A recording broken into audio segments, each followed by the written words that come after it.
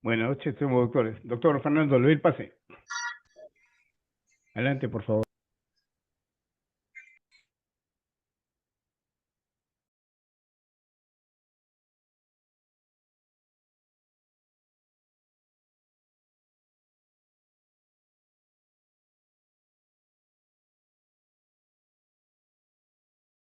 Claro, buenas noches, gusto saludarlos. Bien, buenas noches. Buenas noches, doctor Fernando.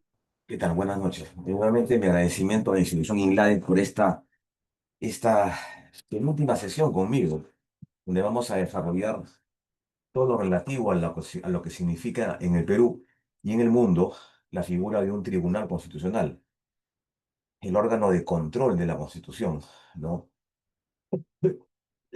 Vamos a analizar las distintas manifestaciones de este importante órgano autónomo, no solamente como legislador negativo, como legislador positivo, como instancia, como órgano de fallo, como órgano colegiado, como órgano de naturaleza jurisdiccional, sino también como órgano político, ¿no?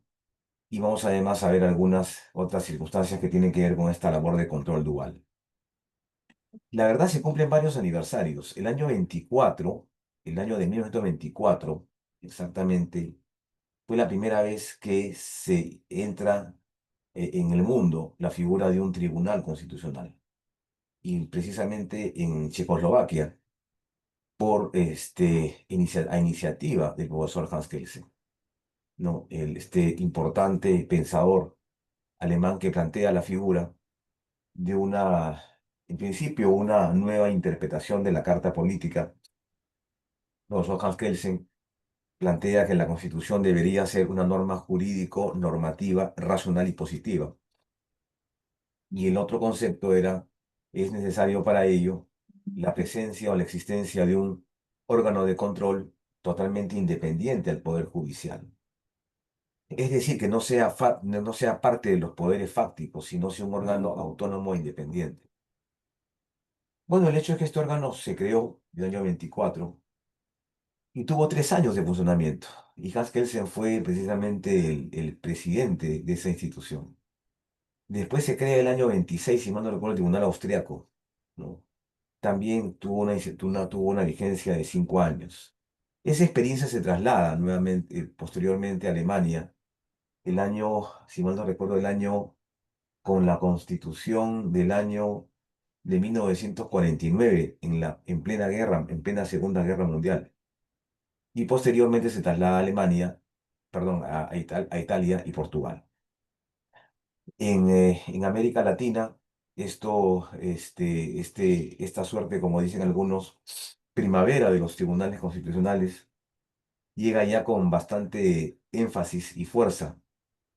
Casi todos los países tienen control concentrado. Casi todos los países tienen control concentrado. Bolivia tiene un tribunal constitucional pluricultural. Colombia tiene una sala constitucional, una corte constitucional. Chile tiene otra corte constitucional. Y Brasil también, el Tribunal Federal. Y en el Perú tenemos esta figura desde la Constitución del año de 1979, con la presencia del Tribunal de Garantías Constitucionales, que se crea efectivamente bajo la vigencia de esta carta. Entonces deberíamos un poco hablar acerca de la historia de ese Tribunal de Garantías, el TGC. Era el inicio de nuestro país, de esta jurisdicción concentrada, este, pero su conformación era distinta, ¿no? Su conformación eran 9 miembros. 9 miembros, tres por parte del Ejecutivo, tres, si mal no recuerdo, tres por parte del Ejecutivo, tres por parte del Legislativo, y tres por parte del Poder Judicial. Esa era un poco la conformación. Con respecto a los asuntos que veía, bueno, obviamente eran solamente eran 3 procesos: amparo, habeas corpus e inconstitucionalidad, nada más. Los conflictos competenciales se crean recién a partir de la Carta 93 y el habeas data y el cumplimiento se crean, digamos, a consecuencia de la vigencia de la Carta 93. Pero hay una característica especial en ese órgano de control. Era un órgano de control, digamos, en términos cuantitativos y cualitativamente hablando, su producción fue muy inferior a la del Tribunal Constitucional. Recordemos que tuvo un funcionamiento desde el año 79 hasta el año, hasta el golpe de Estado de Alberto Fujimori, fecha en que se desactiva este órgano de control. Pero este órgano de control no tenía una instancia de fallo, tenía una instancia de casación. ¿Qué significa instancia de casación? Ordenaba al inferior, a la instancia inferior, vía este recurso de casación, para conocer en última y definitiva instancia estos recursos y conforme a la casación, quebraba la sentencia, entonces ordenaba al inferior emitir una sentencia conforme a su criterio, conforme al criterio del Tribunal Constitucional, conforme a su jurisprudencia, ¿no? Entonces no era no era no era una instancia de resolución de conflicto, no era un órgano de casación, básicamente. En el ámbito de su producción, yo diría que era ciertamente bastante limitada. No recuerdo casos trascendentales en los cuales el propio Tribunal de Garantías Constitucionales con sede en Arequipa pudiese, digamos, establecer como sentencias hitos, sentencias importantes o relevantes. Y la norma que tenía ya posteriormente a su creación fue una ley bastante conocida por nosotros, que era la 23.506. Es decir, la ley de habeas corpus y amparo, que era una norma de desarrollo constitucional, una ley de desarrollo constitucional. Bueno, eso es por una parte. Con respecto a algo que también ha caracterizado a esta instancia de este nuevo tribunal, tiene que ver con su poco activismo, ¿no? En la instancia de este Tribunal Constitucional este órgano de control del 96, se vio mucho la presencia y actividad y activismo por parte de colegios profesionales. Y la otra diferencia es que el tribunal anterior no podía hacer efectivo el control de los tratados. Este sí. Entonces hay diferencias importantes. Bueno, se desactiva ese Tribunal de Garantías Constitucionales de ingrata recordación y entonces resulta de que ya posteriormente entra en vigencia el Tribunal Constitucional después del proceso constituyente. Y debo señalar un dato interesante. El dato interesante es este que está acá, que tiene que ver con quién fue la figura que planteó esto. La figura que planteó esto, o el tribuno que planteó esto, fue el tribuno Javier Vallerresta González Olechea. Él planteó en la discusión, digamos, dogmática de la conformación de una sala independiente al Poder Judicial, un órgano de control como lo tenían en Europa. Así que le debemos a él básicamente esta figura, al tribuno Javier Vallerresta González Olechea. Bueno, entonces se entra el golpe de Estado en 92, y entonces Alberto Fujimori comienza a gobernar vía leyes constitucionales. Se aprueba la figura del CCD, y Fujimori un poco forzado por el contexto internacional, a pesar de tener, digamos, una aprobación interesante en el ámbito interno. Y Alberto Fujimori entonces plantea, digamos, la entrada a una nueva carta política, la del 93, obviamente con rasgos muy diferentes a la del 90, a la 69. El modelo económico era distinto, ya plantea un modelo básicamente unicameral y no bicameral, que ahora ya estamos regresando por esta propuesta de reforma a la bicameralidad y demás contenidos. Entonces, regresamos a la Carta del 93 y entonces ahí se aprueba esta nueva conformación de este nuevo órgano de control. Y entra en vigencia el 26 de junio del 96. 26 de junio del 96. Entonces saquen la cuenta ustedes cuántos años tiene de funcionamiento. Antes de ayer, hace un par de días, la semana pasada, si mal no recuerdo, se celebró un aniversario de funcionamiento del tribunal. Me parece que son 26 años. 26 años y 102 años de la creación del primer tribunal constitucional en el mundo. Este nuevo tribunal constitucional obviamente ya tenía nuevas funciones, un tribunal ya remozado, con nuevas funciones. Me refiero ya tenía nuevas competencias, ¿no? No solamente ver el tema de las acciones en consolidad, sino también se crea un nuevo proceso orgánico, el conflicto competencial, ¿de acuerdo? Y se crean y se agregan dos más en la Carta 93, el habeas data y el proceso de cumplimiento.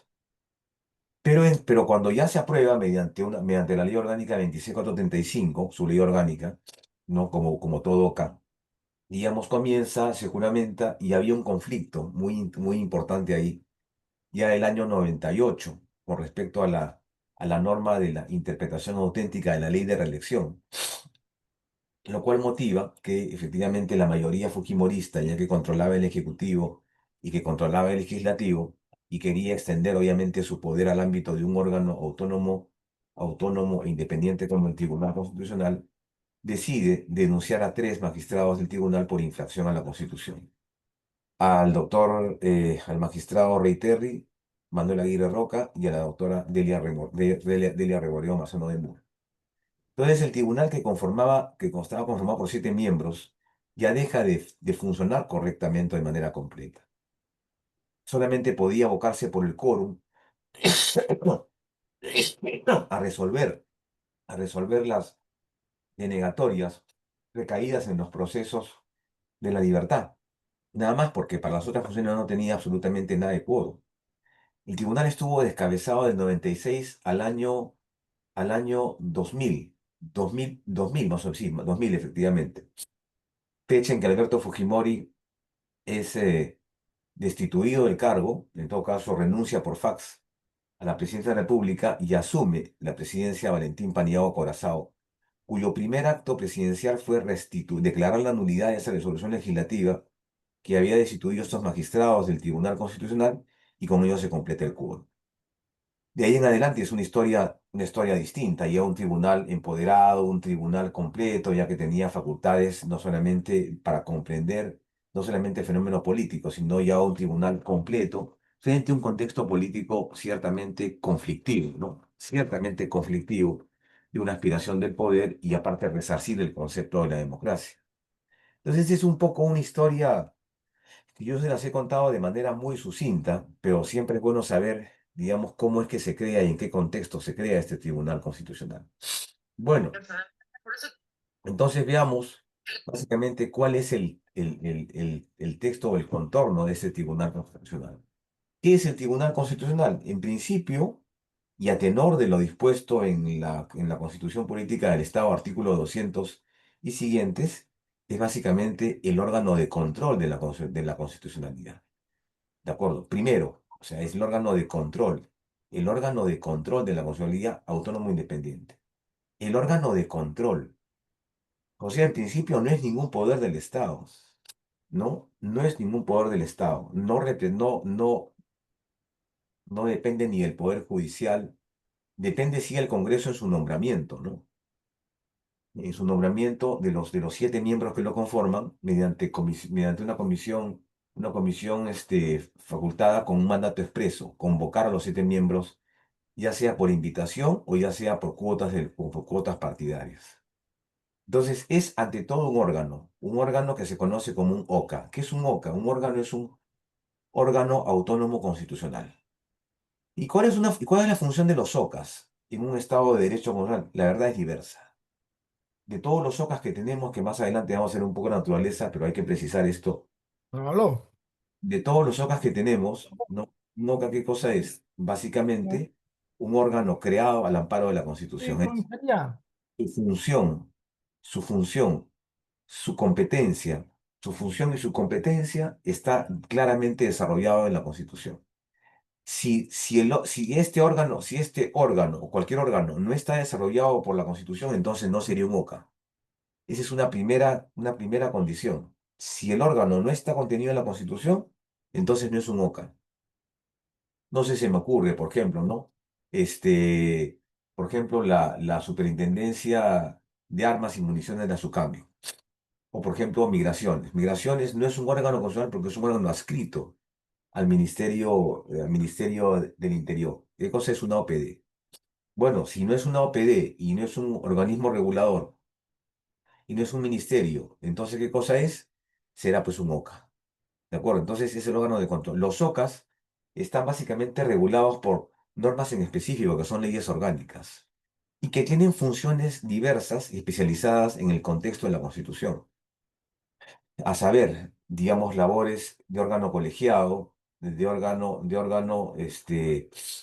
defensa de derechos, como es Defensoría del Pueblo, pueden ser también órganos de administración de justicia electoral, como es el Jurado de Elecciones, órgano de designación de magistrados, la Junta de Justicia, u órganos de investigación o de sanción o de acusación, como es el Ministerio Público. Entonces es ante todo un OCA, por eso se dice órgano de control de la constitucionalidad. Bien, y esto aparte está contemplado en el artículo 200 de la Constitución Política del Perú, y además es el órgano de la constitucionalidad, autónomo e independiente. ¿De acuerdo? Autónomo e independiente. Bien, ahora, ¿por qué se dice que es el órgano de control?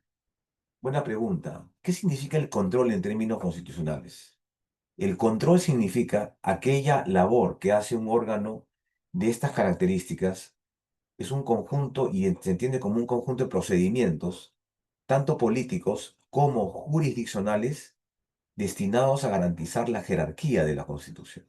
Jerarquía en el sentido de reconocer a la Carta Política, a la Constitución como norma primera, norma, fuente de fuentes, fuente única y fuente primaria de todo el ordenamiento jurídico. ¿De acuerdo? Una norma jurídica, digamos, morfológicamente rígida que impone contenidos normativos. Y que para garantizar esa jerarquía normativa, esa estructura piramidal, es necesario entonces que todos los procedimientos, todos los, todos los ámbitos de la administración pública, toda la legislación en su conjunto, de todos los niveles, administrativas, gubernamentales, territoriales inclusive, me refiero a las disposiciones de los gobiernos regionales y municipales, se avengan a la Carta Política. Esa es la labor de control. De acuerdo, esa es la labor de control. Entonces, ¿y cómo hace esta suerte de control? Mediante un procedimiento específico que es la acción de inconstitucionalidad, que es la acción extraordinaria que se plantea ante el Tribunal Constitucional, digamos, en última y definitiva instancia. Por eso se llama órgano de control, ¿de acuerdo? El órgano, es que este control lo realiza mediante un conjunto de procedimientos, tanto políticos en el ámbito de los procesos orgánicos, y tanto también de carácter jurisdiccional en el ámbito de los procesos de la libertad. Entonces, esa es una primera aproximación, es el órgano de control, autónomo e independiente. Autónomo, obviamente, bueno, todos los órganos que están en la Constitución son autónomos, e independientes. Hay que entender a esta autonomía, hay que entender a esta autonomía, esta independencia de autonomía, desde una óptica distinta, porque claro, todos son independientes, pero todos son autónomos. Es independiente principalmente porque no está sometido ni subordinado a ningún poder del Estado. No depende de ningún poder del Estado, ni del Ejecutivo, ni del Legislativo, ni del Judicial. Y no tiene el mandato imperativo de quien lo nombra, ¿no? En este caso, el Congreso de la República. El Congreso de la República designa a los miembros del tribunal, pero ese mandato ciertamente no debería generar esta suerte de, digamos, de ligazón o esta suerte de cordón umbilical. Y eso es lamentable porque en los últimos años yo siempre he cuestionado que la elección de los magistrados constitucionales no debería ser una labor parlamentaria en donde los partidos políticos, dentro de sus aspiraciones legítimas de poder, buscan efectivamente eso, establecer cuotas de participación, cuotas de liderazgo en virtud del posicionamiento de determinados magistrados constitucionales que puedan ciertamente ser adeptos a sus posiciones políticas. Yo más bien postularía concursos abiertos, ¿no? En donde ningún poder del Estado tenga mayor nivel de injerencia. Como se ha hecho con la Junta de Justicia en las últimas dos versiones, obviamente con algunos fiascos, ¿no? Y con algunas irregularidades. Pero considero que no debería darse al Congreso esa labor, número uno, de elegir al defensor del pueblo y tampoco los magistrados del Tribunal Constitucional. Independientemente de quién nos elija, debería ser una elección transparente, una elección que provoque y que tenga consensos en la colectividad y que tenga representatividad. Y que no es un tribunal cualquiera, es un tribunal de la más alta instancia. ¿De acuerdo? Es una primera función. La segunda función la encontramos en eso que está acá, dice. ¿Por qué es autónomo e independiente? Dice, porque el ejercicio de sus atribuciones no depende de ningún órgano constitucional y se encuentra sometido solo a la Constitución y su ley orgánica. Solo a la Constitución y su ley orgánica, nada más. El mandato es claro. Un OCA tiene una ley orgánica. Un OCA solamente se refiere al texto de la Constitución. Sin embargo, acá tenemos este cuadro que grafica un poco, digamos, cuál es la estructura del tribunal. Este es un cuadro bastante antiguo, yo diría, pero interesante, que graduó un poco, que establece esto, ¿no? Esta instancia. Voy a ver si la puedo ampliar un segundo para que se vea mejor. Parece que sí, a ver, vamos a ver si la puedo ampliar. Vamos a ver si la puedo. Ahí está. Entonces tenemos, aquí está, este es el órgano del tribunal, el pleno. El pleno vendría a ser digamos, el órgano desde el punto de vista jurisdiccional del mayor nivel, designado, conformado por los miembros del Tribunal Constitucional. El pleno también está conformado por los magistrados, 6 magistrados y el presidente. Pero el presidente, perdón, pero el presidente no vota. El presidente, cuando hay un tema en discordia, el presidente sí vota, pero el presidente no vota. El presidente solamente participa de las sesiones cuando hay un tema en discordia. Pleno, presidente, hay una oficina de control institucional, como todos, y aparte una estructura organizativa que tiene que ver con oficinas administrativas, no asesoría jurídica, proyectos, planeamientos de tecnología de la información y demás. Y un gabinete de asesores que es ciertamente bastante numeroso. Pero es una estructura, digamos, bastante tradicional, pero que tiene un enfoque desde el punto de vista, yo diría, que tiene dos funciones. Uno desde el punto de vista como organización pública del Estado y otro como un órgano de carácter jurisdiccional. ¿De acuerdo? Entonces tenemos perfecto. Entonces, ¿qué significa esta, que sea el órgano de control de la constitucionalidad? Significa que se le ha confiado la defensa del principio de supremacía, es decir, como supremo intérprete de la Constitución. Bueno, cuando digo autónomo independiente, me refiero a que, nuevamente repito, no está sometido a ningún otro poder del Estado, no depende de ningún poder del Estado. Los magistrados no están sometidos a mandato imperativo en sus decisiones y no pueden ser juzgados por sus opiniones. ¿De acuerdo? O sea, no pueden ser juzgados por sus opiniones. Pueden ser, sí, sometidos a objetos de procesos de infracción constitucional. Eso sí, pero no puedes tú cuestionar un fallo por el funcionamiento o por la decisión o por la fundamentación. Los magistrados se defienden en virtud de sus sentencias, pero los magistrados no están sometidos a un mandato imperativo y tienen plena autonomía en sus decisiones. Entonces, significa que este órgano de control significa que se le ha confiado el principio de la supremacía constitucional, el principio de la superlegalidad, es decir, el supremo intérprete de la Constitución, de las leyes y los actos órganos que no socaven por dispuesto de ella. Perfecto. Entonces, esta es una primera labor. Una segunda labor, es el tema que tiene que ver. A ver si nos entendemos. Una primera función es control de la Constitución y la otra es la interpretación. ¿De acuerdo? Labor de control de la Constitución y la otra es la interpretación. Bien, pero ojo con esto, porque hay que señalar lo siguiente. Una cosa es la función y otra cosa es la competencia. ¿De acuerdo? Entonces yo tendría que aclarar acá lo siguiente. Una cosa es la labor de control, una cosa es la labor de control y la labor de interpretación, que básicamente son competencias de los poderes públicos, son la función que le atribuye la Constitución a ese órgano de control. Y el otro es cuáles son sus funciones. Me explico, ya no desde el punto de vista de lo que dice el Tribunal Constitucional.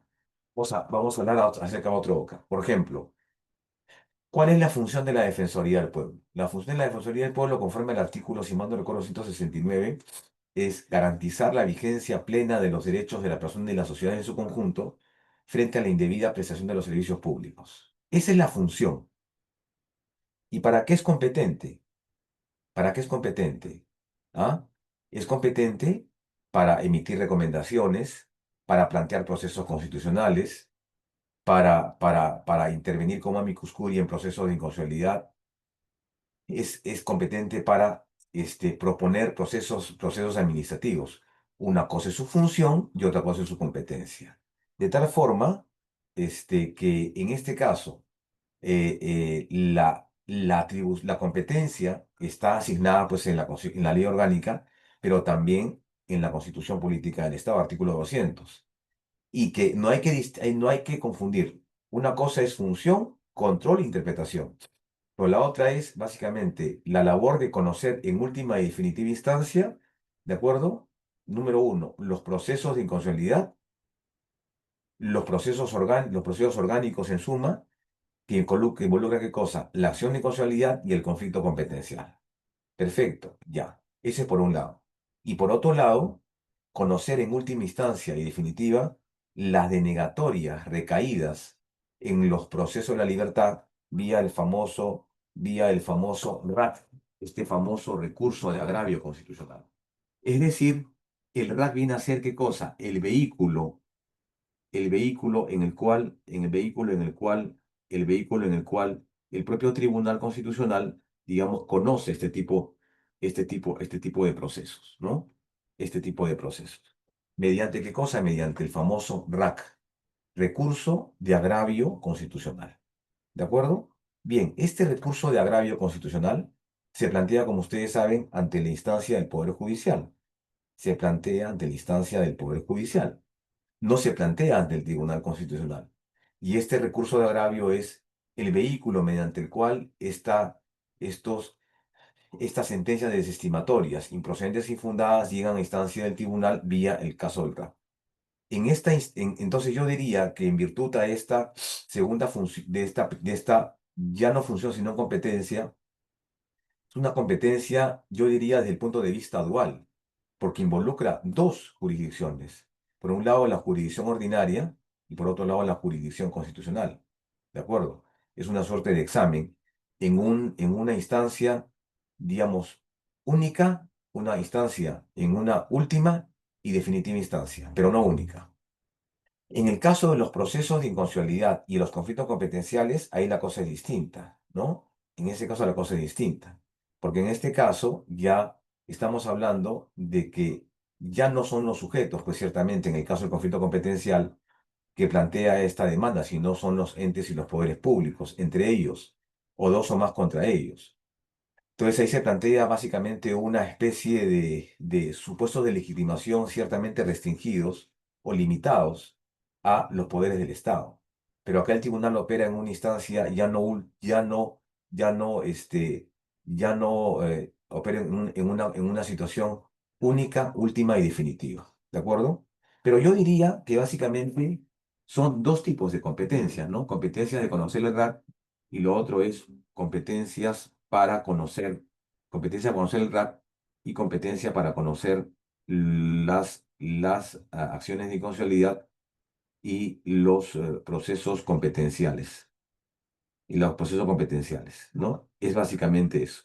Entonces, una cosa distinta es eh, el tema de la función y otra cuestión distinta es la cuestión de la competencia de este poder público. Y acá está, en el artículo 202 de la Constitución, está básicamente sus atribuciones, explicadas bajo un concepto, ¿no? Y el concepto es que el tribunal conoce de fondo y de forma los procesos planteados en esta instancia, ¿no? Conoce los procesos de fondo y de forma, ¿de acuerdo? Entonces ahí debemos entender eso. Sus atribuciones es conocer en última y definitiva instancia los procesos de inconstitucionalidad a los cuales le asigna la Constitución. ¿De acuerdo? Conocer en última y definitiva instancia, y definitiva instancia las resoluciones negatorias de los procesos de habeas corpus, amparo, habeas data y cumplimiento. No, es decir, estos procesos que ciertamente llegan al tribunal bajo lo que se conoce como el tema del RAC. ¿De acuerdo? Y resolver las quejas por denegatoria del recurso oral. Es decir, estas ya son, digamos, ya no son funciones, sino son competencias. ¿De acuerdo? Resolver las quejas por denegatoria del recurso de agravio. Recurso de agravio que se plantea ante el tribunal precisamente porque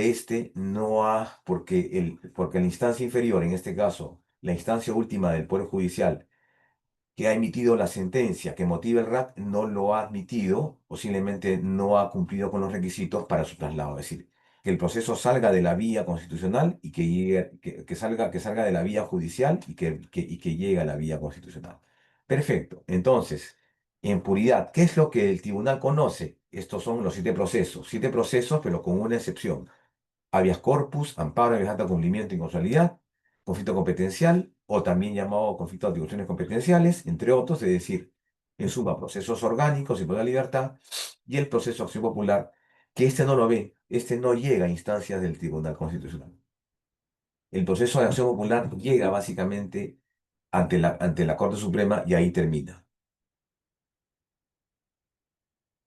Es decir, es el único proceso constitucional, y así lo establece la Constitución y el Código Procesal, que no llega al Tribunal Constitucional. ¿De acuerdo? Que no llega al Tribunal Constitucional. Proceso de acción popular. Bien, entonces, esto es otra cosa. Acá tenemos entonces tres tipos de procesos que conoce el tribunal, ya como parte de su competencia. Los procesos tutela de derechos, que tienen por objeto la defensa de derechos fundamentales y libertades públicas, ¿de acuerdo? Y los procesos de control normativo, es decir, lo que tienen que ver con garantizar primacía y jerarquía de la Constitución, es decir, la acción de inconstitucionalidad. Y por último, el proceso de conflicto competencial, que también es un proceso orgánico y también se le puede llamar proceso de conflicto competencial o proceso de atribuciones competenciales. Es casi lo mismo, que si resulta siendo una especie de un proceso de asignación de competencias y de labores constitucionales en el texto de la Constitución y de cada ley orgánica. Perfecto. En ese sentido, el Tribunal Constitucional asume desde el punto de vista de fondo y de forma ese tipo de procesos. El tribunal tiene competencia exclusiva para conocer estos procesos. ¿De acuerdo? Pero resuelve fondo y forma. ¿Resuelve de qué tipo? Fondo y forma. Fondo en el sentido de que es una instancia de fallo, no es una instancia de casación. Es una instancia de fallo, no es una instancia de casación. Y forma en el sentido que, claro, el tribunal ya en los últimos años, mediante una serie de sentencias interesantes, ya ha establecido que el tribunal también puede ciertamente calificar. Antes no calificaba, pero ahora el tribunal también califica, es decir, se pone el overol del Poder Judicial y califica. Por ejemplo, digo esto, que es una función también desde el punto de vista jurisdiccional, en el sentido que digamos, califica cuando, imagínense ustedes que venga una demanda de amparo y que no viene por una denegatoria, ¿no? Sino que viene, por ejemplo, cuando no se consigue una medida cautelar. Entonces el Poder Judicial incorrectamente lo deriva al Tribunal Constitucional para que éste lo resuelva. O, por ejemplo, yo he visto casos, y la verdad no estoy mintiendo, y he visto más de un caso en el cual el propio tribunal, por ejemplo, llegan al tribunal, a la mesa de parte del tribunal, casos en consulta, ¿no? O sea, el Poder Judicial, la sala le dice: señores del tribunal, quiero que ustedes aclaren este concepto, porque el caso ha llegado como consulta. El tribunal no es un órgano de consulta. El tribunal no es un órgano de consulta. El tribunal no es un órgano que actúe de oficio. El tribunal es un órgano que actúa a pedido de parte, ¿no? O, por ejemplo, cuando la sentencia viene en términos de una sentencia fundada, tampoco cabría, ¿no? Tampoco cabría el planteamiento de un RAC, por ejemplo. ¿M? O, por ejemplo, con una acción de inconstitucionalidad no ha sido, pues, planteada de la forma correcta. El tribunal ahí conoce el tema de forma antes que el fondo, entonces, entonces declara la inadmisibilidad de la demanda, señalando de que estamos hablando con una condición de cosa juzgada. Por ejemplo, no sé, se me ocurre, en el conflicto, en la acción de inconstitucionalidad no tiene, pues, el Ejecutivo o el órgano que el Estado, en este caso, el Ejecutivo no ha adjuntado en la demanda de inconstitucionalidad, por ejemplo, el acuerdo del Consejo de Ministros correspondiente, designando un procurador, uno o dos o más procuradores, ¿no? ¿Mm? Por ejemplo, eso tiene que ver con estos. Entonces, el tribunal conoce de fondo y forma ese tipo de procesos. Conoce fondo y forma ese tipo de procesos, ¿no? Entonces, eso es un tema interesante, fondo y forma. Por lo tanto, está facultado inclusive, como vimos la primera clase con ustedes, a la creación de normas procesales constitucionales, ¿no? lo que se conoce como la autonomía procesal constitucional, es decir, ese margen razonable de actuación que le permite, por ejemplo, modular los efectos de la sentencia, que le permite inclusive, por ejemplo, que le permite inclusive, por ejemplo, este, no sé, desarrollar precedentes vinculantes, o por ejemplo, no sé, otra faz, preferir el fondo sobre la forma, o preferir la forma sobre el fondo dependiendo de qué proceso se trate. ¿M? Entonces, estos procesos constitucionales tienen ciertos filtros procesales. En este caso, el tribunal resuelve de fondo y de forma, de fondo y de forma. Bien, perfecto. Entonces acá tenemos, vamos a ver este que está acá. Esta es una referencia sobre lo que se conoce como el control constitucional. Es un mecanismo que consiste en verificar si las leyes contradicen la Constitución por el fondo o por la forma, además del control constitucional y de la legalidad de las normas jurídicas. Ejerce, pues, ciertamente también un control de legalidad. Y contrario censo a lo que dicen algunos, también ejerce una suerte de control difuso, ¿no? El tribunal también ejerce el control difuso, no solamente el control concentrado. En ese sentido, debo aclarar, un poco frente a la duda de algunos colegas, que quien asume la labor del control difuso es básicamente el Poder Judicial, ¿no? Claro, por excelencia, en virtud del artículo 138. Pero el Tribunal Constitucional también desarrolla o aplica el control difuso y ciertamente también el control de legalidad, ¿no? El control de legalidad en base a la llamada presunción de legalidad o presunción de constitucionalidad. Bueno, este control concentrado que ejerce el tribunal lo ejerce, pues, digamos, de distintas características. Me parece que ya habíamos hablado de eso haciendo referencia y un comparativo con el control difuso, ¿no? El control de judicial review. En contrario sensu del control concentrado, también conocido como el control kelseniano, el control europeo, ¿no? Pero bueno, solamente recordando algunas características propias de este modelo de control, que efectivamente nace digamos, a iniciativa o creación de Hans Kelsen, ¿no? Es una instancia única, es un control principal, no es necesaria una causa justa. Me refiero en el caso de los procesos orgánicos que llegan al tribunal directamente, no llegan pues por un caso anterior, y mucho menos vienen por un incidente, por eso se dice, no es necesario, es un control principal, control abstracto, analiza la norma de forma aislada, es decir, lo que el tribunal al final decide es básicamente que la norma esté derogada, mientras que el control difuso plantea que la norma sea inaplicable. ¿De acuerdo? O sea, la derogación frente a la inaplicabilidad. Control abstracto analiza la norma de forma aislada y tiene eficacia general. Es decir, tu decisión es una decisión de naturaleza erga omnes.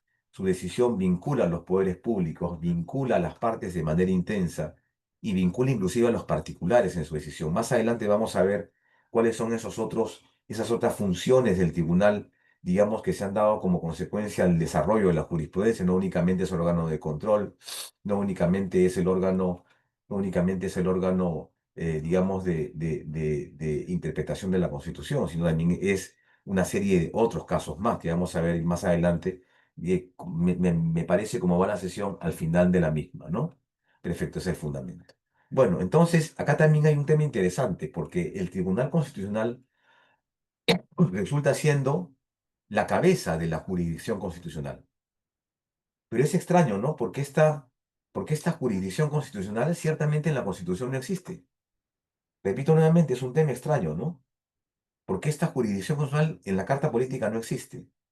Digo esto porque si ustedes revisan el artículo 138 de la Constitución, van a encontrar lo siguiente. Lo siguiente es este, que solamente la Constitución reconoce cuatro tipos de jurisdicción.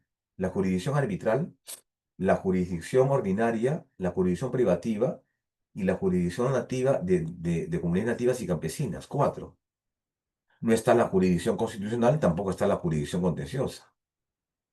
Entonces uno dice, ¿de dónde surge este elemento de la jurisdicción constitucional?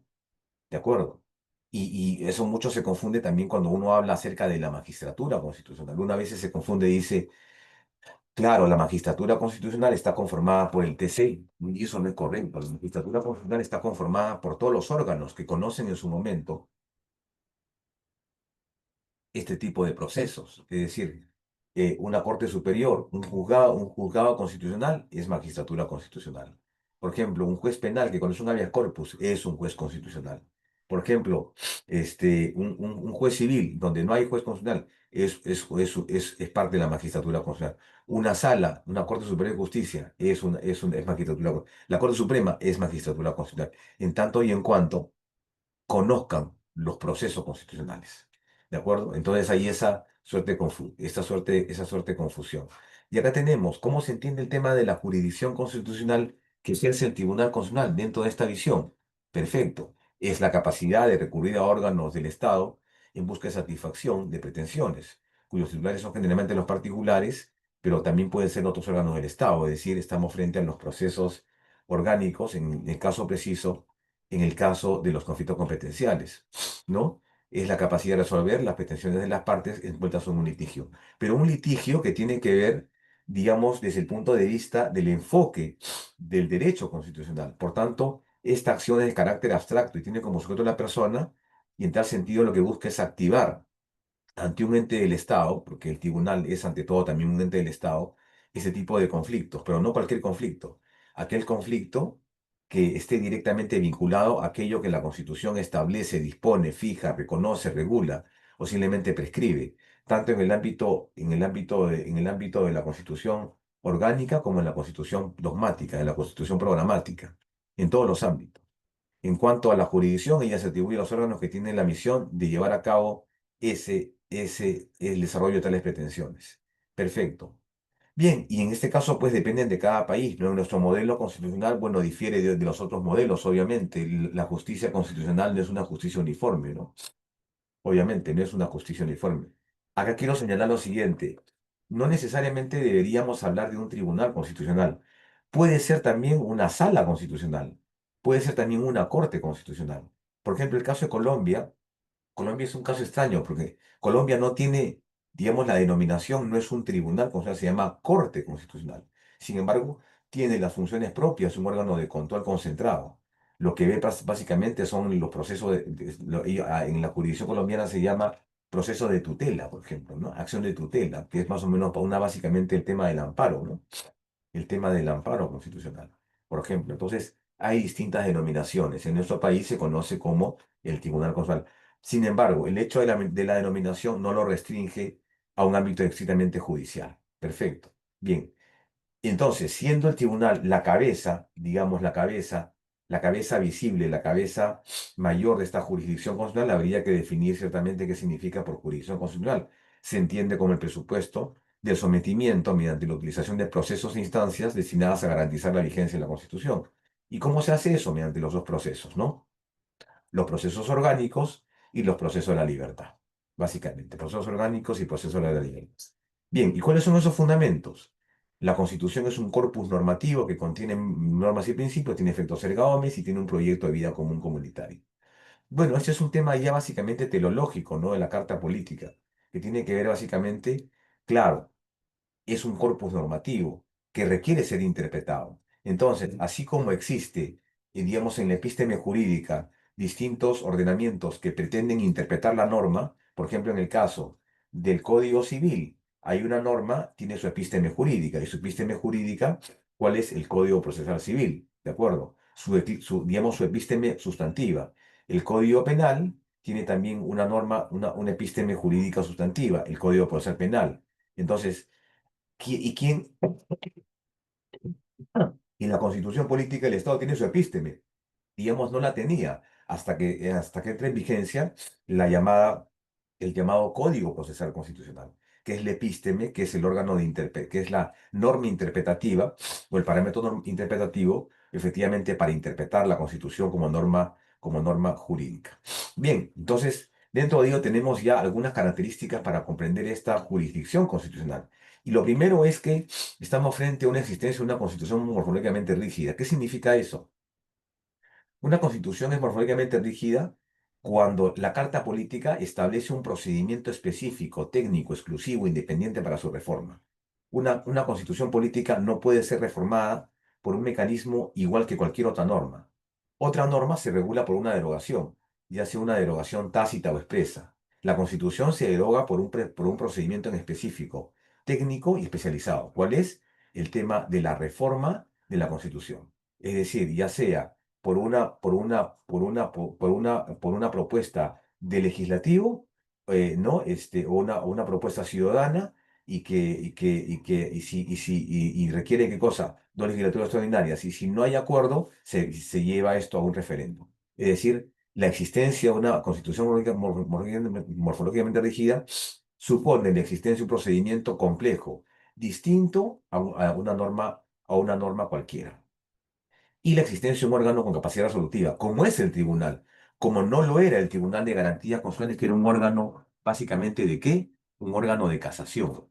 Un órgano de casación. El Tribunal de Garantías era un órgano de casación, no era un órgano de capacidad resolutiva. Acá estamos frente a una instancia de fallo y la existencia de procesos y procedimientos de defensa de los derechos fundamentales y de la jerarquía normativa, básicamente, ¿no? Entonces acá tenemos ya ciertamente configurado este órgano de control. Acá tenemos los ámbitos de la jurisdicción, el ámbito orgánico, el ámbito de la libertad y el ámbito de los conflictos competenciales, es decir, básicamente lo que ve este concepto. Bien, no sé cómo estamos de tiempo para ahí entrar a la parte, digamos que no tenemos, ciertamente no tenemos acá un concepto, ¿no? Perfecto, acá tenemos una referencia muy histórica, muy breve de los distintos tipos de control constitucional.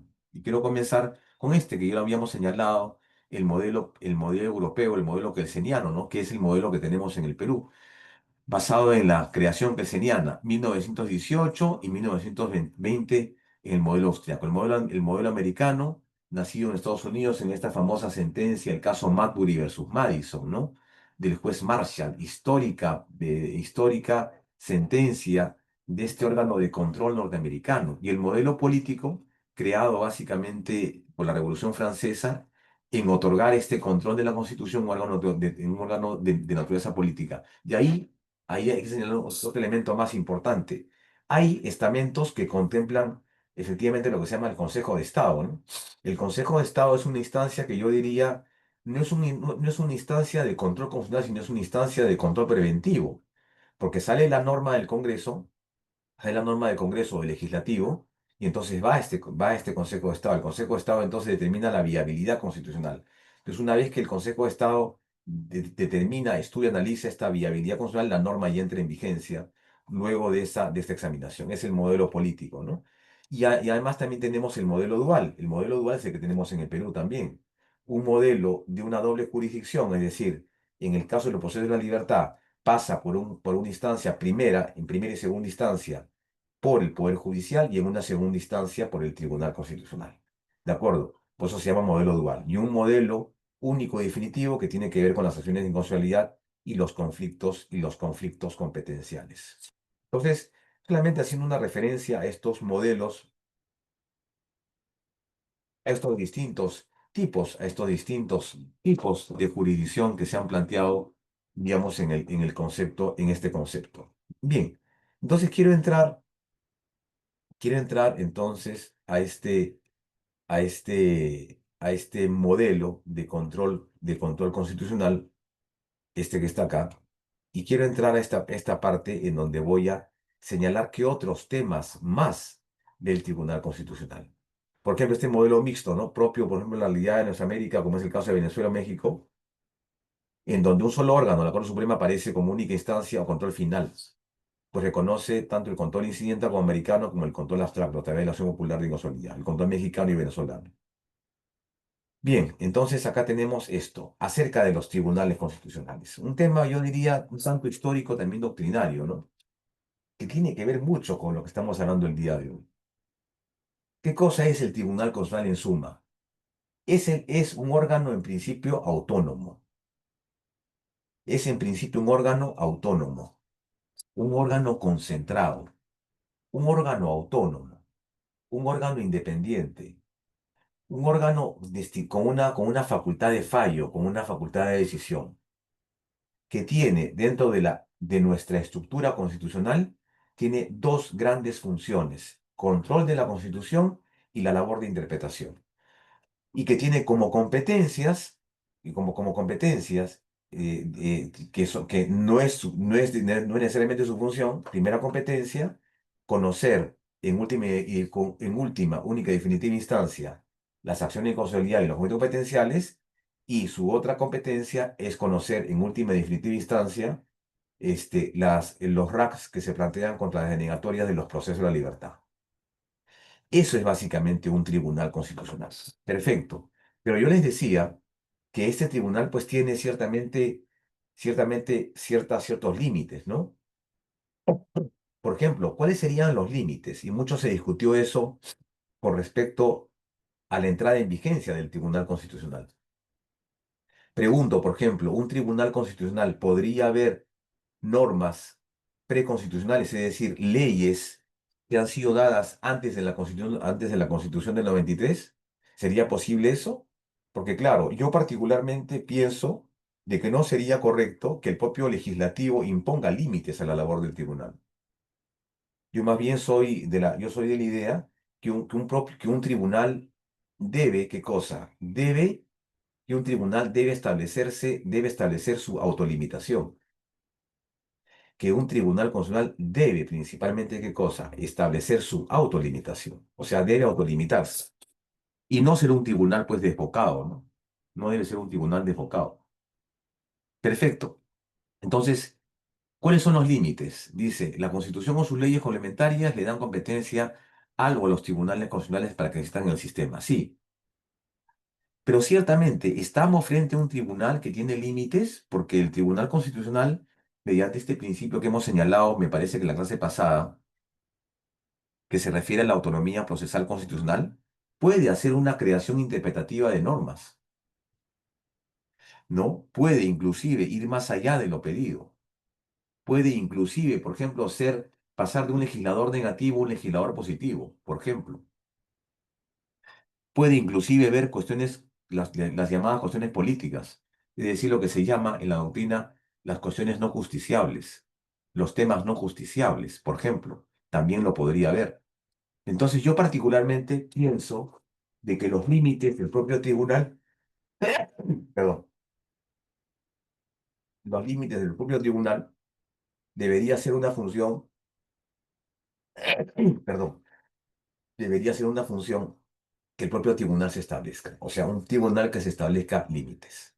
Porque ciertamente en los últimos años, no sé si en este colegiado, pero perdón, en antiguos colegiados ya hubo un exceso con respecto a los casos que el tribunal no tenía pues competencia. Lo dijimos en la clase pasada, me parece. Cuando el tribunal vio los casos, por ejemplo, el caso de Hinojosa Pariachi y el caso del fiscal Mateo Castañeda, cuando el tribunal en ambos casos, en el caso del señor Hinojosa Pariachi, perdón, en el caso del señor Hinojosa Pariachi, le dijo, el tribunal ordenó en su sentencia que el CNM debería designarlo como juez. Y en el caso del señor Mateo Castañeda, debería, debería reservarle una plaza para el próximo concurso. O sea, eso es una competencia que el tribunal no tiene, que el propio tribunal no tiene. Perdón.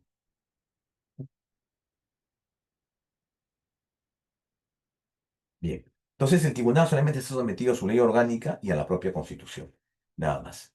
Sin embargo, han habido, considero, algunos excesos al respecto, que vamos a ver más adelante, digamos, con los contornos de lo que significa un tribunal el día de hoy, que no solamente, que no solamente se encarga, pues, de conocer, que no solamente se encarga de conocer este tipo de funciones, sino también de otras cosas más.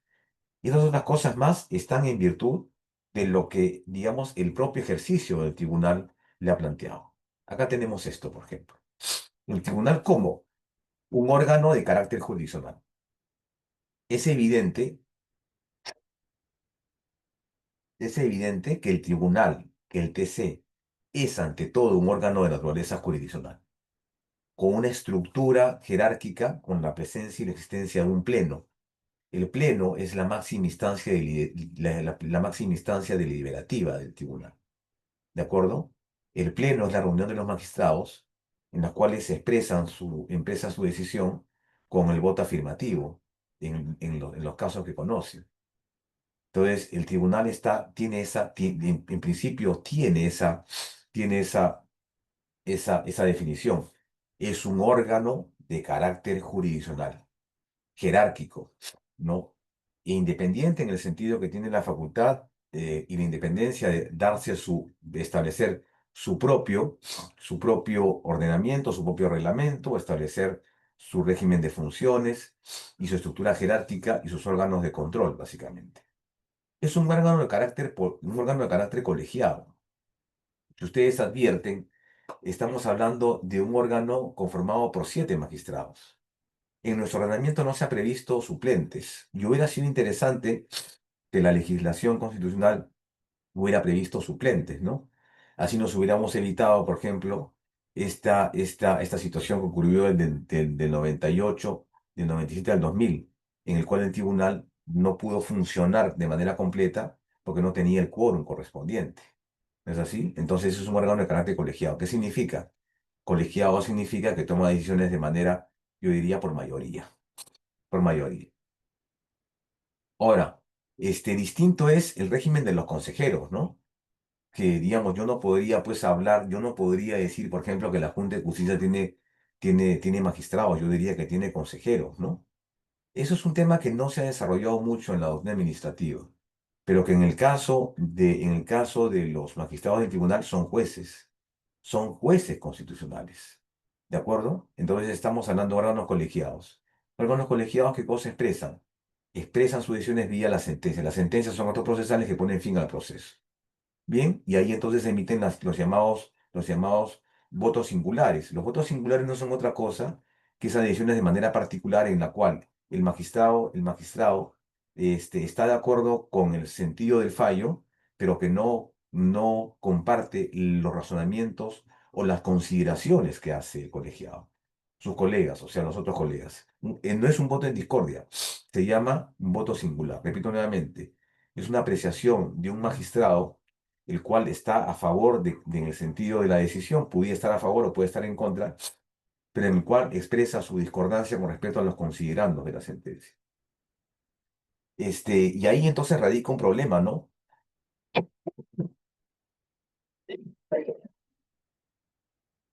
Porque si la votación, porque si la votación es en mayoría, y sin embargo, existen pues, si la votación es en mayoría, y existen pues, y cada uno va a tener su propia posición, su propio criterio particular o personal de cómo se resuelve el caso, entonces ya no estamos hablando de un criterio uniforme, ¿no? O sea, yo recuerdo un caso, por ejemplo, en el cual, yo recuerdo un caso hace muchos años, recuerdo dos casos hace muchos años en los cuales, por ejemplo, cada magistrado tenía su punto de vista, su parecer con respecto al punto de vista. ¿No? Y el magistrado decide en la parte final del voto singular, estoy solamente de acuerdo con el fundamento jurídico uno 2 y 3 nada más de la sentencia. Entonces, yo no diría pues que hay un voto a favor, ¿no? Si yo solamente estoy a favor del uno 2 y 3 y son 50 fundamentos jurídicos, entonces, ¿cómo podría expresar mis fundamentos a favor de la sentencia? O sea, simplemente en el voto singular se dice, no se comparte ese criterio de fondo ese criterio de fondo, por lo tanto no podría decir pues con certeza no hay una sentencia clara. Una sentencia es cuando ya se firma. Una sentencia es cuando ya se firma. Si el quórum te establece, digamos, una mayoría por una sentencia, entonces ya hay sentencia.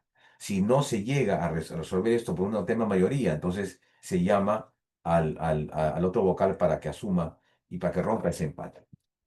El siguiente es un órgano político. ¿Por qué decimos que es un órgano político? El tribunal, estimados amigos, es un órgano político también. Entonces, mucho se discute, ¿no? Esta condición.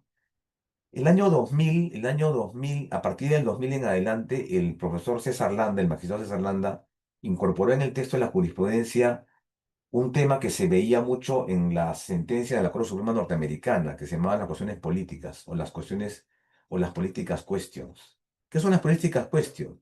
Básicamente es un concepto que dice, hay temas que no deberían ser justiciables. Hay temas que no deberían ser justiciables. Hay temas que son eminentemente legislativos y no justiciables. O sea, no le puedes designar este caso a un juez, sino este es un tema que debe resolverlo eminentemente el legislativo. El legislativo. ¿De acuerdo? Entonces, el tribunal, digamos, ha tenido varias situaciones en las cuales ha resuelto temas, digamos, desde el punto de vista político. Qué duda cabe de que, por ejemplo, las cuestiones de confianza, el tema del artículo 117, el tema del artículo, del artículo 117 es un tema también que tiene que ver con ello, ¿no? O sea, con una particular interpretación, un ratito, ¿dónde estábamos acá, no? Perdón, acá, que tiene que ver con una interpretación propia del Congreso de la República, ¿no? O sea, la interpretación del artículo 117, calificar el tema de la vacancia presidencial por incapacidad moral, ¿no? Temas propios de lo que es el ámbito legislativo o el ámbito del ejecutivo. El tribunal no es un órgano, no es un órgano que pertenezca a esa estructura del Estado, o sea, no es el ejecutivo, no es el legislativo ni es el judicial, pero el tribunal digamos, en una situación de conflicto como la tenemos el día de hoy, yo diría que el tribunal asume una posición muy por encima de los OCAS. O sea, está muy por encima del Ministerio Público, está muy por encima de la Defensoría del Pueblo, del Jurado de Elecciones, está muy por encima de los otros OCAS, inclusive de la Contraloría General de la República, que tiene esta labor de ser el intérprete de la Carta Política, de ser el intérprete de la Carta Política, de que su decisión vincula y que su decisión inclusive puede tener contornos políticos en el momento, por ejemplo, de dejar sin efecto una actuación del Ejecutivo, por ejemplo. Los proyectos del Ejecutivo que tienen, digamos, en apariencia propuestas de ley, el tribunal las puede parar. Aquello que sale legislativo, el tribunal los puede parar. En ese sentido, es un órgano que tiene, yo diría, sin ser un poder del Estado, tiene un poder importante en un Estado de derecho constitucional. ¿De acuerdo? Tiene un poder importante. Y entonces yo diría, hay cosas que el tribunal no puede ver. Bueno, dentro de la doctrina se entiende lo siguiente. O sea, en un Estado de derecho constitucional no hay ninguna área libre de control. Repito, no hay ninguna área libre de control, exenta del control constitucional. Todo es revisable por el Tribunal Constitucional. Todo. Sentencias del Poder Judicial, sentencias en casación de la Corte Suprema, sentencias de los tribunales administrativos, sentencias de pronunciamiento del jurado de sus elecciones, sentencias de la justicia militar, resoluciones de la Junta de Justicia, proyectos de ley, las normas con rango de ley que salen del legislativo y que son aprobadas por el legislativo, por ejemplo, entre otras cosas. Hasta la ley de reforma constitucional también podría ser objeto de cuestionamiento. Hasta los tratados internacionales también son objeto. Entonces, ¿qué cosa no es susceptible de ser objeto de control? Yo diría, en la doctrina no hay ninguna área libre de control, no hay esos espacios que le dicen espacios oscuros o espacios vedados. Todo es controlable por la Constitución. Sin embargo, hay temas que efectivamente deberían resolverse en el ámbito de lo político, al interior del legislativo, o en todo caso dentro de las competencias del Ejecutivo y sus relaciones siempre conflictivas con el legislativo, ¿no? Entonces, hay ahí, por ejemplo, un tema también importante. ¿Cómo limitamos eso? El propio tribunal debería limitarse. Ahora bien, la otra faceta, legislador negativo. Claro, el tribunal es un legislador negativo por excelencia. Repito, el tribunal es un legislador negativo por excelencia. ¿Por qué razón? Porque el tribunal, digamos, dentro del rol de la interpretación y del control constitucional, no debería ir más allá de lo que la norma establece. Es decir, el tribunal tiene una competencia clara y precisa, es decir, pronunciarse sobre que la norma es o no contraria a la Constitución de fondo y forma. Fondo y forma. Nada más. Pero bueno, o sea, pero ¿qué pasa si el tribunal asume un rol ya no, es decir, el tribunal ya no dice solamente que eso, o sea, ya no le corresponde esto, pero podría irse más allá, o sea, más allá de lo facultado. Y esto tendría un sustento en la Constitución porque dice el tribunal, en el Código Procesal cuando dice el tribunal resuelve fondo y forma, ¿no? Fondo y forma, ¿no? Entonces, estamos hablando de esto, de un legislador negativo. Claro, el tribunal no crea normas. El tribunal no crea normas. Pero digamos, en virtud de un tipo de sentencias en específico, ¿cuáles son estas? Las sentencias interpretativas manipulativas, el tribunal ha sido ciertamente ya no un legislador negativo, sino un legislador positivo. ¿A qué me refiero con esto? Cuando llega un caso al Tribunal Constitucional en materia de una acción de inconstitucionalidad y el tribunal tiene la posibilidad de salvar ese contenido normativo, repito, y el tribunal tiene la posibilidad de salvar ese contenido normativo, entonces lo hace. Y el tribunal lo ha hecho, no una vez, sino en más de una oportunidad. Y el antecedente está en una sentencia, la sentencia Marcelino Tineo Silva y 5.000 ciudadanos, en la cual el tribunal dijo lo siguiente: vamos a aplicar acá la técnica de estas sentencias interpretativas manipulativas. ¿Qué significa esto? El tribunal, cuando le plantean, señor, el texto, este texto de la norma en cuestión es el que estamos pidiendo que usted emita su opinión o su dictamen, en que la norma es o no contraria a la Constitución. Si la norma es contraria a la Constitución, la norma debería expulsarse. Perfecto. Y si la norma no es contraria a la Constitución, entonces se mantiene. Se mantiene de manera permanente y no puede haber una segunda propuesta para una reforma de la Carta, con una segunda propuesta de que esa norma sea objeto de revisión. Ahí culmina. Bien, pero han habido casos en los que cuál es el tribunal, en ese ámbito de legislación negativa, en ese ámbito de siendo un legislador positivo, ha dicho, bueno, me piden que me pronuncie sobre este extremo de la norma, sobre la norma. Perfecto, entonces encuentro que esta norma esta parte del texto, una parte del texto, es contraria a la Constitución. Entonces, en vez de declarar toda la norma, toda la ley abiertamente inconstitucional, entonces lo que voy a hacer va a ser lo siguiente. Voy a aplicar acá una sentencia interpretativa, manipulativa, aditiva, reductora, sustitutiva. En ese sentido, yo diré, será una sentencia interpretativa, manipulativa, aditiva cuando agrego algo al texto, cuando agrego algo al texto. Agrego algo al texto para salvar el contenido constitucional. Y ahí entonces el tribunal está haciendo una labor positiva, está legislando. El tribunal también podría decir, bueno, yo voy a ya no agregar, sino reducir el texto, voy a cortar el contenido de la norma. Entonces también está haciendo una labor positiva, está cortando el sentido, ¿no? Entonces está haciendo una labor de destrucción y una labor de reconstrucción normativa.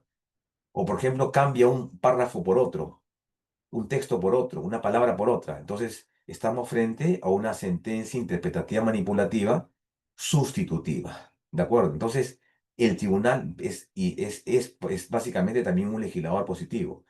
Y el último caso, para entrar ya a la parte final del órgano de gestión pública, es cuando el tribunal también desarrolla las llamadas sentencias exhortativas y que muchas de estas sentencias optativas en las cuales el tribunal, no pudiendo legislar, en el caso en concreto, entonces invocan los poderes públicos a que desarrollen a futuro determinada legislación para que ésta no perjudique los derechos fundamentales. Entonces el tribunal puede en ese tránsito, en ese interín, dictar algunas normas de carácter temporal, como lo ha hecho, por ejemplo, en el caso de arbitrios públicos. El tribunal en el caso de arbitrios públicos ha dicho, los arbitrios públicos deben responder primero a un criterio anual, deben responder al costo, al servicio y no al tamaño, y deben fijarse de acuerdo al tema de la inflación y no a la canasta básica. Tres criterios. Estos tres criterios, el tribunal lo dijo en una sentencia hace muchos años, la sentencia Estudio Blanco y Abogados, con el tema de arbitrios, a propósito de cuando varias municipalidades comenzaron a incrementar los servicios públicos y el tribunal dijo, un momentito, acá yo lo que tengo que hacer es, yo no puedo legislar, pero si ustedes se dan cuenta, el tribunal establece esas reglas a futuro. Y si ustedes revisan la ley orgánica de municipalidades, van a encontrar, conforme a la sentencia del Tribunal Constitucional de fecha, me parece que ha sido el año 2000, estos criterios se mantienen a efectos de determinar los arbitrios públicos. Entonces, ahí tenemos un tribunal ya que es un legislador ya no negativo, sino un legislador positivo. Y finalmente, el tribunal, dos puntos más. El tribunal como órgano de gestión pública es básicamente un tema que también está haciendo el tribunal. Hay una figura que se llama el estado de cosas constitucionales, que es una figura, no es nueva en nuestra legislación procesal, pero sí, que no está en la legislación procesal, pero sí está en la jurisprudencia del Tribunal Constitucional. ¿Y qué cosa significa? El tribunal, en virtud de este concepto, lo que hace es amplía los efectos de un caso en concreto a un caso en general. Es decir, una decisión inter partes la convierte en erga omnes. Eso es básicamente la tesis del estado de cosas constitucionales. Entonces, una sentencia que tiene efectos inter partes de efectos individuales la convierte en erga omnes, ¿de acuerdo? En erga omnes. Bien, a partir de esa decisión, entonces el tribunal ha adoptado ya posiciones de un órgano de gestión pública. ¿La gestión pública qué significa? Desarrollar un conjunto de actividades o acciones destinadas a la obtención de algo.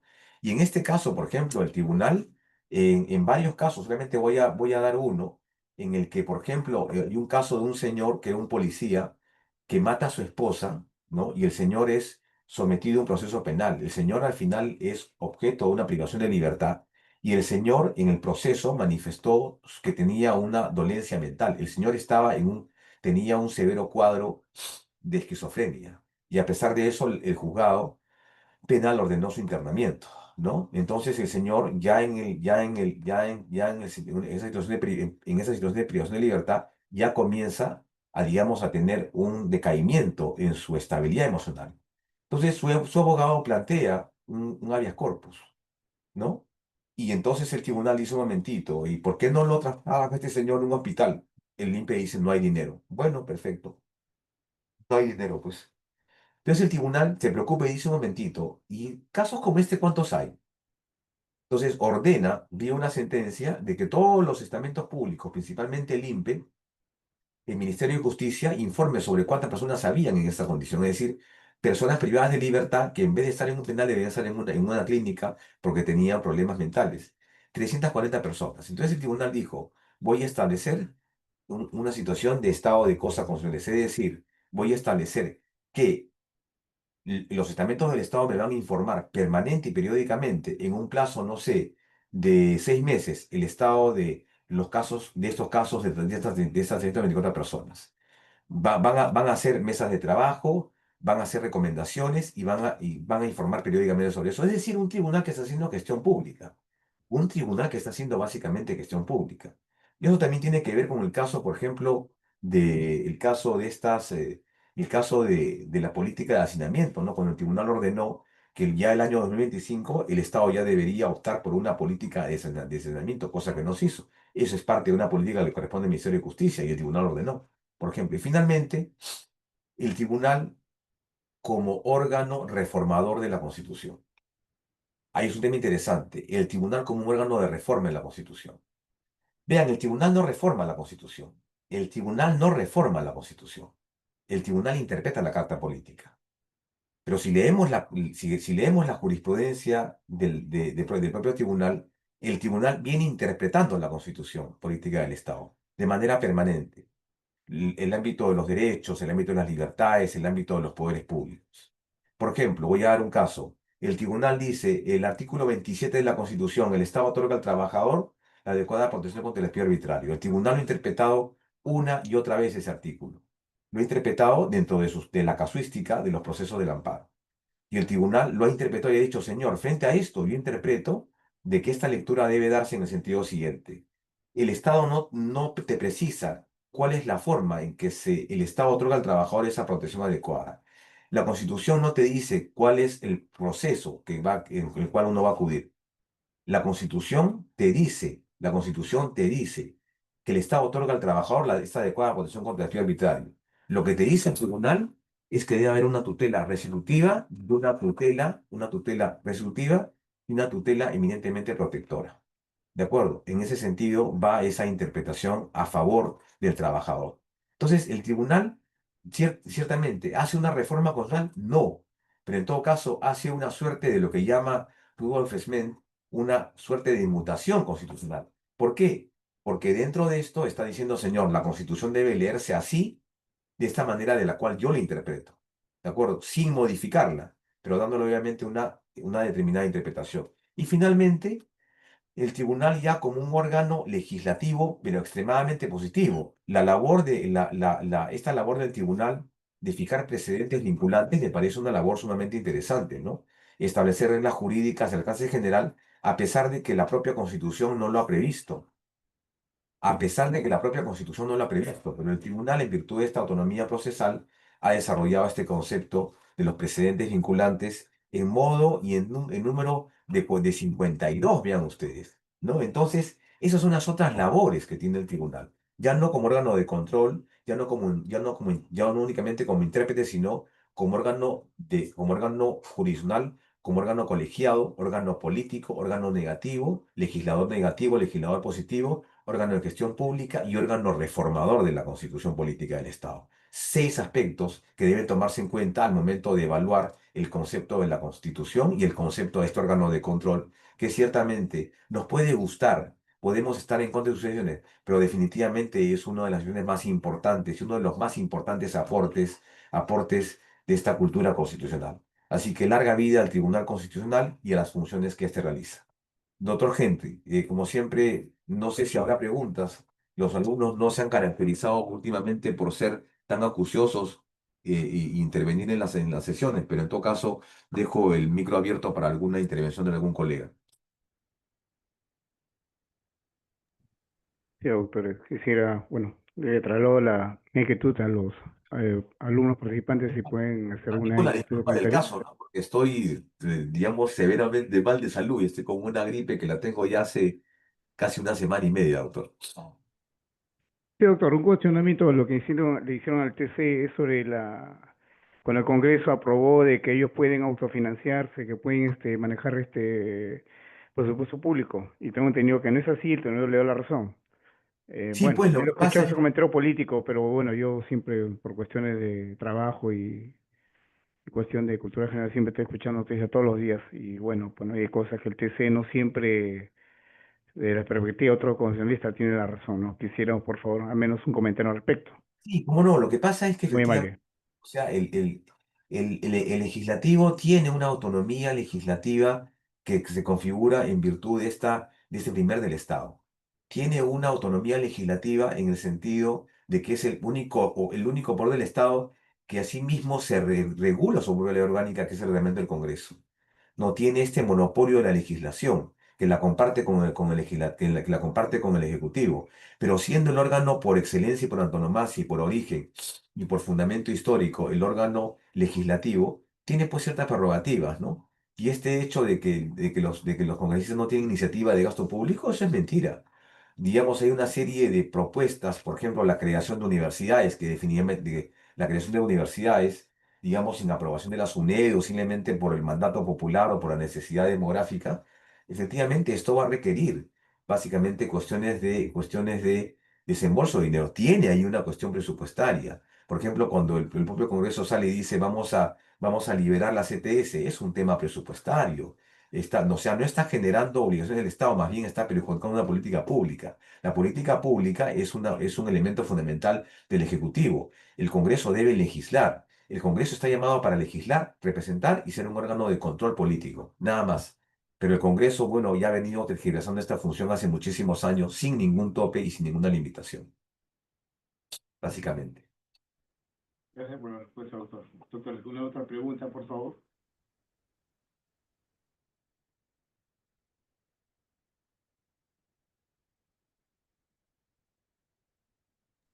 Pues bueno, si no hay más preguntas,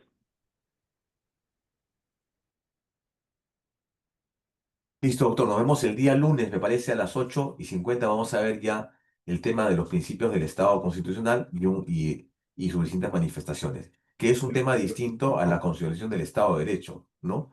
Así que ya por última sesión van a estar conmigo, de ahí van a estar, me parece, con el doctor Gutiérrez Canales y posteriormente con el doctor Juan Castañeda Méndez y me parece que también con el doctor Reinaldo López Viera. Por mi Ah, parte, sí, nos vemos el día lunes. Le mando inmediatamente el material, estimado doctor Henry.